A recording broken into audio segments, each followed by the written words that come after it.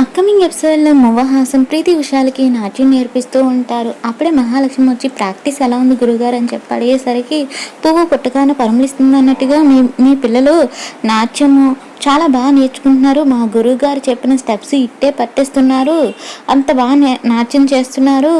మీ కూతుర్ల విషయంలో మీకు ఎటువంటి బెంగ అవసరం లేదు, పోటీలో ఖచ్చితంగా వీళ్ళే గెలుస్తారని చెప్పి వాళ్ళు అనేసరికి ఇప్పటి వరకు కూడా వీళ్ళే పోటీలో గెలుస్తారు, సీత ఓడిపోతుందని మేము అనుకునే వాళ్ళం గురువు గారు.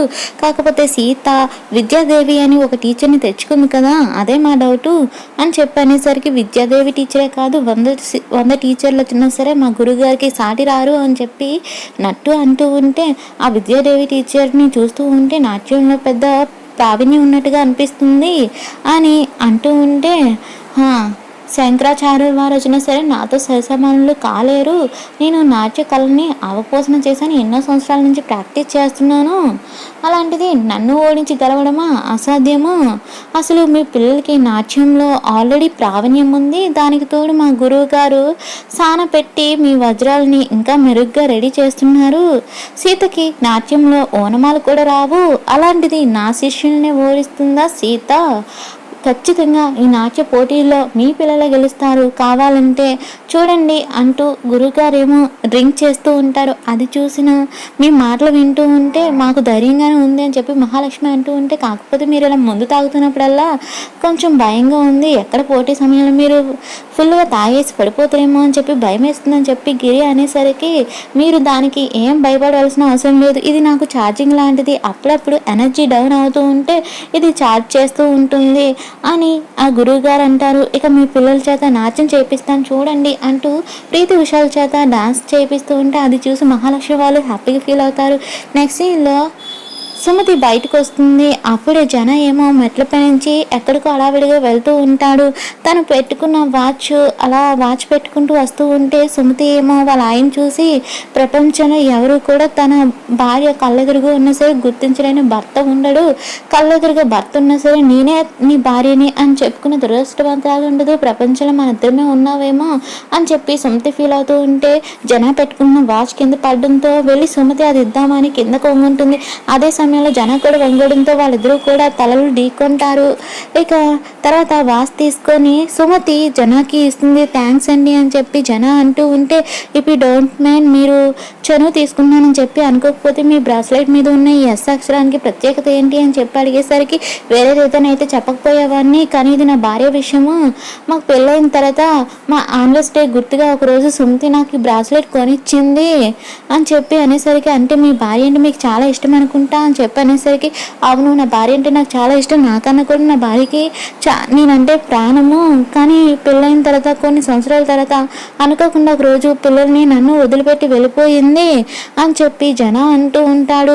మీలాంటి మంచి భర్తని అందమైన పిల్లల్ని వదులుకున్న దురదృష్టవంతురాలు మీ భార్య అని చెప్పి సుమతి అంటుంది. ఇక అలాగే జన ఏమో వాచ్ పెట్టుకుంటూ ఉంటే, మీరు ఇబ్బంది పడుతున్నట్టుగా నేను పెడతా అని చెప్పి సుమతి చదువు తీసుకొని జనకి వాచ్ పెడుతుంది. దాంతో జన చాలా హ్యాపీగా చూస్తూ ఉంటాడు సుమతి వైపు. మీరు వెళ్ళే కార్యక్రమం సక్సెస్ఫుల్ అవ్వాలని చెప్పి కోరుకుంటున్నానని చెప్పి సుమతి విష్ చేసి మరీ పంపిస్తుంది. ఇదంతా కూడా మహాలక్ష్మి చూస్తుంది. ఇక మహాలక్ష్మి వచ్చి జనాన్ని పిలవగానే, నేను ఇంపార్టెంట్ పని మీద వెళ్తున్నా మహా అని చెప్పి అనేసరికి, అది సరే కానీ తనతో నువ్వేం మాట్లాడుతున్నా జన అని అడిగేసరికి, ఏం లేదని చెప్పి జన వెళ్ళిపోతాడు. ఆ విద్యాదేవి మా ఆయనతో క్లోజ్గా ఉంది, నేను వచ్చిన తర్వాత తను వచ్చి రాగానే రామ్ని మచ్చి చేసుకుంది, ఇప్పుడు జన తనతో మాట్లాడుతూ నవ్వాడు, ఈ విద్యాదేవి ఈ ఇంటికి ఏదో చేయడానికి వచ్చింది, విద్యాదేవి ఇంట్లో ఉండడానికి వీల్లేదని చెప్పి మహాలక్ష్మి అనుకుంటుంది. నెక్స్ట్ సీన్లో జన మనసులో నేను ఇంకా ఉన్నాను, నేను తన కళ్ళెదురుగా లేకపోయినా సరే నా మీద ఇంకా జనకి ప్రేమ ఉంది అని చెప్పి సుమతి హ్యాపీగా ఫీల్ అవుతూ ఉంటే, మహాలక్ష్మి డబ్బు కట్టలు తీసుకొని సుమతి బట్టపైకి విసురుతుంది. అది చూసిన సుమతి ఏంటిది అని చెప్పి అడిగేసరికి, నువ్వు ఇంట్లో నుంచి వెళ్ళిపోవడానికి నేను ఇచ్చే డబ్బు అని చెప్పి అంటూ ఉంటుంది.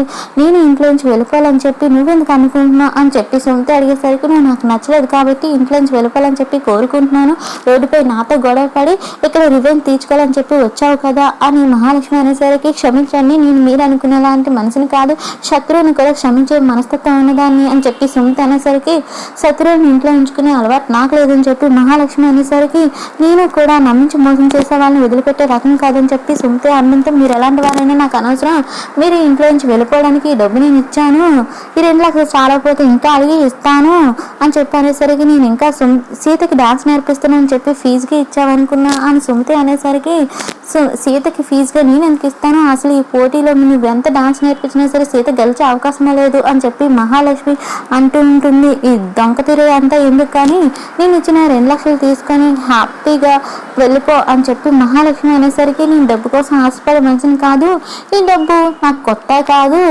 నేను సీతని గెలిపించడానికి మాత్రమే ఇక్కడికి వచ్చాను అని చెప్పి సుమతి అనడంతో, ఏ డబ్బు అంటే అంత చులకనా నీకు అని చెప్పి మహాలక్ష్మి అనేసరికి, ఇలాంటి డబ్బు నేను చాలా చూశాను, అయితే ఈ డబ్బు కోసం నమ్మిన వాళ్ళని మోసం చేసే వాళ్ళని చూశాక, డబ్బు చూసి కళ్ళు నెత్తికెక్కిన వాళ్ళని చూసిన తర్వాత డబ్బు అంటే అసహ్యం కలిగిందని చెప్పి సుమతి అనడంతో, ఇలా సోది చెప్పే కన్నా నీకు ఎంతకాలో చెప్తా అంత ఇచ్చేదాన్ని కదా అని చెప్పి మహాలక్ష్మి అనేసరికి, నువ్వు ఎంత డబ్బు ఇచ్చినా సరే నన్ను మాత్రం కొనలేవు, నేను న్యాయాన్ని గెలిపించడం కోసం వచ్చాను, డబ్బు కోసం నమ్మిన వాళ్ళని మోసం చేసి మాట తప్పే ఆడదాన్ని కాదు నేను అని చెప్పి సుమతి మహాలక్ష్మితో అనేసరికి, అప్పుడే అక్కడికి వచ్చిన సీత ఈ మాటలన్నీ విని క్లాప్స్ కొడుతూ, భలే చెప్పారు టీచర్, మా అత్తయ్యకి మీ వ్యక్తిత్వం గురించి అర్థమయ్యేలా చెప్పారు, డబ్బుతో దేన్నైనా ఎవరినైనా కొనొచ్చు అనుకునే మా అత్తయ్య అహంకారానికి సరైన గుణపాఠం చెప్పారు అని చెప్పి అనేసరికి, ఏంటి సీత అని చెప్పి మహాలక్ష్మి అంటూ ఉంటే, మీరు ఇచ్చిన డబ్బు మా టీచర్కి దిష్టి తీయడానికి తప్పితే ఎందుకు పనికిరాదు అని చెప్పి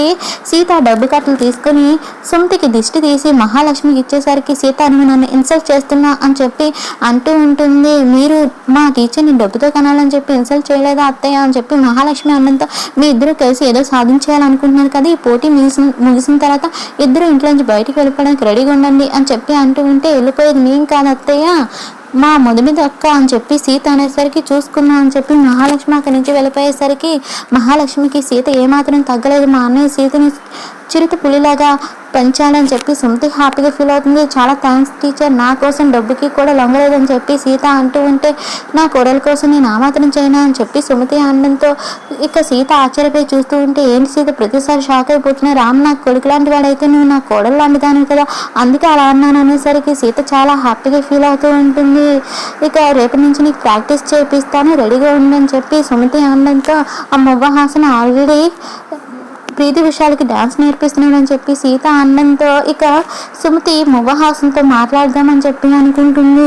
ఇక నెక్స్ట్ నట్టు ఏమో మువ్వహాసంతో, సీతకి ఎవరు డాన్స్ నేర్పించడానికి టీచర్ వచ్చాయంట, ఆ టీచర్ మీకు పోటీ ఇస్తుందేమో చూసుకొని గురుతారని చెప్పి అంటూ ఉంటే, అది అసాధ్యం, నన్ను ఓడించే వాళ్ళు ఎవరు కూడా పుట్టలేదని చెప్పి మువ్వహాసన అంటూ ఉంటే, నేను ఓడిస్తా అని చెప్పి సుమతి అంటుంది.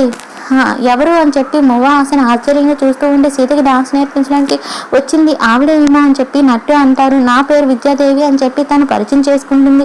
సీతకి నాట్యం నేర్పించడానికి వచ్చిన కళాకారి నువ్వేనా అని చెప్పి అడిగేసరికి, అవును నేనే అని చెప్పి అంటూ ఉంటుంది. అయితే నాట్యం నేర్పించి నాకు పోటీగా వచ్చావా అని చెప్పి అంటూ ఉంటే, నేను సీతకి సాయం చేయడానికి వచ్చానని చెప్పి సుమతి అంటుంది. నేను దేశ విదేశాల్లో ఎన్నో ప్రదర్శనలు ఇచ్చాను, ఏ ప్రదర్శనలో అయినా సరే ప్రైజ్ నాదే, నాలాగే నా శిష్యులు కూడా ఎందులో అయినా సరే గెలిచేవారు అని చెప్పి అంటారు. మా గురుగారి గురించి చెప్పాలంటే ఇంకా చాలా ఉన్నాయని చెప్పి నట్టు అంటూ ఉంటే, కాపు అనామకురాలకి నా గురించి చెప్పవలసిన అవసరం లేదు, వీడి పేరు కానీ ఈ మొహం కానీ నేను ఎప్పుడు కూడా చూడలేదు అని మువ్వహాసన అనేసరికి, క్షమించండి నేను ఎక్కడ కూడా ప్రదర్శన ఇవ్వలేదు, నాకంతా కీర్తి లేదని చెప్పి సుమతి అనేసరికి, మరి ఏ ధైర్యంతో నన్నే ఓడించాలని చెప్పి సీతకి డాన్స్ నేర్పించడానికి వచ్చాను అని చెప్పి అనేసరికి, నేను సీతకి డాన్స్ నేర్పించడానికి వచ్చాను, సీతకి సహాయం చేయడానికి వచ్చాను, ఈ పోటీలో ప్రీతి విషయాలు ఓడిపోతే వచ్చే నష్టం ఏమి లేదు, కానీ సీత ఓడిపోతే చాలా నష్టం జరుగుతుంది అని సుమతి అనేసరికి, అంటే ఏంటి అర్థం, మా గురుగారిని ఓడిపోమంటారా అని చెప్పి నట్టు అనేసరికి, దానికన్నా చాలానే బెటర్, ఎట్టి పరిస్థితుల్లో నా శిష్యుల్ని ఓడిపోవడానికి నేను ఒప్పుకోను, మీరు ఓడిపోవడానికి సిద్ధంగా ఉండని చెప్పి మువ్వహాసన వార్నింగ్ వార్నింగ్ ఇచ్చేసరికి సరే నాట్య పోటీలను చూసుకున్నాము, ఏం చేసినా సరే నా సీతని నేను గెలిపించుకుంటాను, నీలాగా నేను మీ అంత కళాకారిని కాకపోవచ్చు కానీ నిజాయితీగా నా సీతని గెలిపించడానికి నా ప్రయత్నం నేను చేస్తాను, నాలో మానవత్వం ఉంది కాబట్టి మీలో కూడా మానవత్వం ఉంటుందేమో అని చెప్పి ఒక మాట అడిగి చూద్దామని చెప్పి వచ్చాను. కానీ మీరు ఒప్పుకోలేదు. కానీ చివరిగా ఒక్క మాట, నాట్యం అనేది కళ కోసం మాత్రమే కాదు, కళ కాసుల కోసమే కాదు, ఎదుటి వారికి సాయం చేయడానికి కూడా ఉపయోగించాలని చెప్పి సుమతి ముభహాసనికి చెప్పి అక్కడి నుంచి వెళ్ళిపోతుంది. నెక్స్ట్ సీత గార్డెన్లో ఉంటుంది. అప్పుడే గజ్జల శబ్దం వినిపిస్తుంది. దాంతో సీత ఇదేంటి గజ్జల శబ్దం వినిపిస్తుంది కానీ ఎటు చూసినా ఎవరు కూడా కనిపించట్లేదు, కొంప తీసి ప్రీతి విషయాలు నన్ను ఏడిపించాలని చెప్పి ప్లాన్ చేశారా అని సీత భయపడుతూనే ఎవరు అని చెప్పి అరుస్తుంది. ఇక రామ్ వెనక నుండి గజ్జలు తీసుకొని వస్తాడు. అది చూసిన సీత ఆశ్చర్యపోయి మీరా ఎందుకు ఇలా చేశారు, ఇంకెవరో అనుకున్నానని చెప్పి సీత అనేసరికి ఈ డాన్స్ కాంపిటీషన్లో ఎలానే సరే నువ్వే విన్ అవ్వాలి సీత, ఆ కాంపిటీషన్లో నువ్వు ఈ గజ్జలనే వేసుకోవాలని చెప్పి నేనే నీ కోసం కొని తీసుకొచ్చా అని చెప్పి రామ్ అనేసరికి సీత చాలా హ్యాపీగా ఫీల్ అవుతుంది.